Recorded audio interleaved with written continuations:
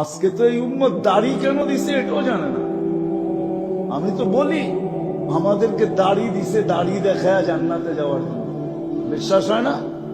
যদি পাইকা যায়, নাইলে হাদিসে কোনদিন আসলো না ইন্নাল্লাহ লা ইস্তাহি সি শাইবাতিন শাইয়াবা ফিল ইসলাম।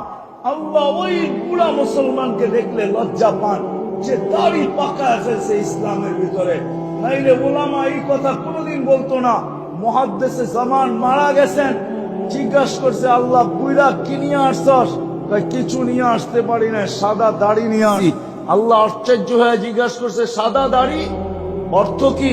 কেন আপনি জিবরিল আলাইহিস সালামকে বলেন নাই? জিবরিল আলাইহিস সালাম আপনার বন্ধু নবীজি মুহাম্মদুর রাসূলুল্লাহ সাল্লাল্লাহু আলাইহি ওয়াসাল্লামকে বলে নাই? উনি আবু হুরায়রাকে বলে নাই? আবু হুরায়রা ওনার শাগরিদকে বলে নাই? ওনার শাগরিদকে বলেন নাই? ওনার শাগরিদ